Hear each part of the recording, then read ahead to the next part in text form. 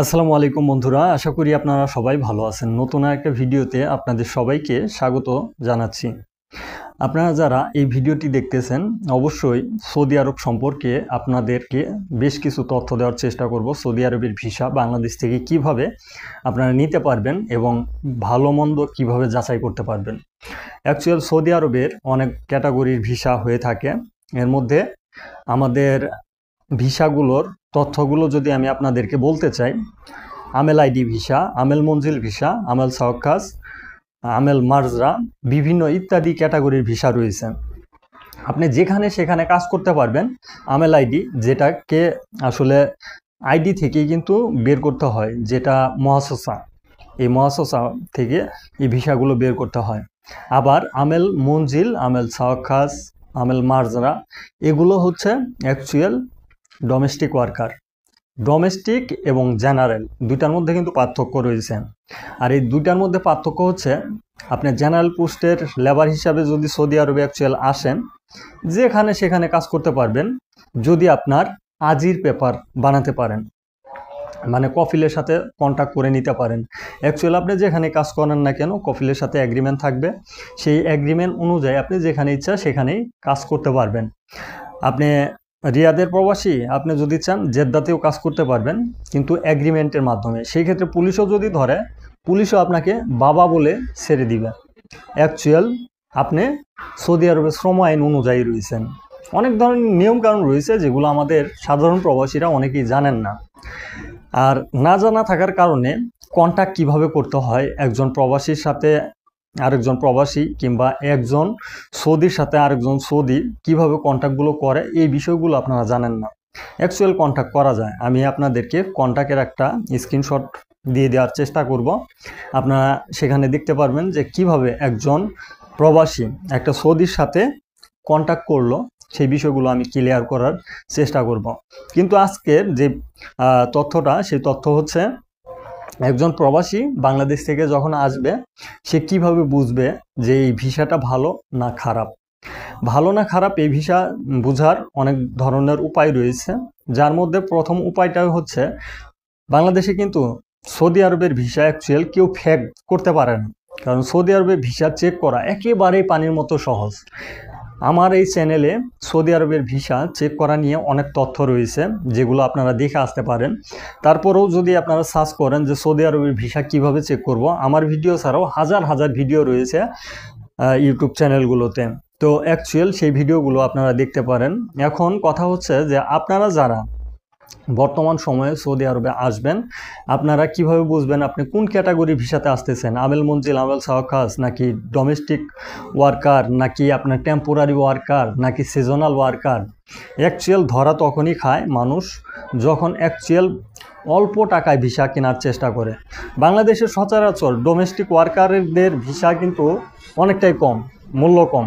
ডোমেস্টিকের পাশাপাশি যে সকল ভিসার মূল্য কম, তা হচ্ছে temporary work visa, seasonal work visa. এই ভিসাগুলোর ইকামা কোনোভাবে হয় না। ডোমেস্টিক ওয়ার্কারের ভিসার ইকামা হয়, কিন্তু ইকামার মূল্য অনেকটাই কম। 1000 রিয়াল দিয়ে আপনি 1 সালের ইকামা করতে পারবেন, মানে 1 বছরের ইকামা আপনি করতে পারবেন ডোমেস্টিক ওয়ার্কার হিসাবে সৌদি আরবে আসলে। কিন্তু জেনারেল লেভেলের ওয়ার্কার হিসাবে যদি আসেন, আপনার কফিলের মহাশয় যদি 4 জন আমেল থাকে, সেই ক্ষেত্রে আপনার মানে খরচটা হবে, ইকামার খরচ কফিলের ফায়দা সহ 4-5 হাজার রিয়াল লাগবে বছর শেষে। আর যদি ডোমেস্টিক ওয়ার্কার হিসাবে আসেন, ওই ফায়দাটাই 1 থেকে 2000 রিয়াল কফিলের ফায়দা সহ দিলেই এনাফ। কারণ কফিলের বাড়তি কোনো খরচ নেই। কফিল তার নিজের বাসাবাড়ির কাজের জন্য আপনাকে আনছে, সেই জন্য কিন্তু তার বাড়তি কোনো খরচ দিতে হয় না। আর তার কোনো মহাসাসাও নেই, সে তার আইডি থেকে আপনাকে ভিসাটা তুলে দিছে। এই সিস্টেমটা সৌদি আরবে রয়েছে। তো অ্যাকচুয়াল ওই ভিসা দিয়ে, ডোমেস্টিক ওয়ার্কারের ভিসা দিয়ে আপনি কোনোভাবেই রুট ঘাট এবং আপনি যেই প্রতিষ্ঠানগুলো রয়েছে, যেই প্রতিষ্ঠান, কোম্পানি বলেন, বাকালা বলেন, কিংবা শপিং মল বলেন, রেস্টুরেন্ট, কফি শপ, এগুলোতে আপনি কোনোভাবেই কাজ করতে পারবেন না। আর এগুলো চেনার উপায় হচ্ছে মেহনা। মেহনা কি? মেহনা হচ্ছে পেশা। আপনাকে দেখতে হবে যে আপনার পেশাটা কি। ম্যাক্সিমাম প্রবাসীদেরকে এখন আনা হয় লোড আনলোড পেশাতে। আগে মানে 2018, 19, 20, 21, 22 পর্যন্ত, 22-23 পর্যন্ত কিন্তু যে কোনো পেশাতেই লোক আনা যেত। ইলেকট্রিশিয়ান, প্লাম্বার, ওয়েল্ডিং ইত্যাদি, সে কাজ বুঝুক না বুঝুক সেটা কিন্তু দেখার বিষয় নেই। কিন্তু সৌদি সরকার যখন নিয়ম করলো যে একজন প্রবাসী যখন স্কিলধারী হবে তার স্যালারিটাও বেশি হবে এবং তার একটা সম্মানও দেওয়া হবে, সেজন্য তারা এই পেশার উপরে কিন্তু একটা পরীক্ষা নেওয়া শুরু করলো। অ্যাকচুয়াল বাংলাদেশ থেকেও আপনাকে ওই পরীক্ষাটা দিতে হবে, দিয়ে পাস করার পর সার্টিফিকেট নিতে হবে। তারপরে যখন ওই ভিসাটা স্ট্যাম্পিং করতে যাবেন তখন কিন্তু অ্যাকচুয়াল আপনাকে ভিসা দেওয়া হবে, কারণ আপনি অভিজ্ঞতা একজন লোক। তারপরেও সৌদি আরবে আসার পরেও আপনাকে ওই একই ধরনের পরীক্ষা দিতে হবে। আপনি যে ওই কাজটা জানেন সেটা প্রমাণ করার জন্য সৌদি সরকারও কিন্তু একটা পরীক্ষা নেবে। আর ওই 3 মাসের মধ্যে ওই পরীক্ষায় যদি আপনি ফেল করেন 3 বার, আপনাকে 1 বার 2 বার 3 বার চান্স দেওয়া হবে। পরবর্তীতে যদি আপনি 3 বারই ফেল করেন আপনাকে ডিপোর্ট করে দেশে পাঠিয়ে দেওয়া হবে। তো এই নিয়মটা যখন করা হলো তখন কিন্তু সবার পেশা একটা হলো না। মানে ইলেকট্রিশিয়ানের পেশাতে আসলে আপনাকে পরীক্ষা দিতে হবে, প্লাম্বারের পেশাতে আসলে পরীক্ষা দিতে হবে, ইত্যাদি বিভিন্ন পেশাতে আসলে পরীক্ষা দিতে হবে। এই সিস্টেমটা চালু করার পর একটা পেশা বাকি থাকলো, 1-2টা পেশা বাকি থাকলো, ক্লিনার, এরপর হচ্ছে লোড আনলোডের পেশা।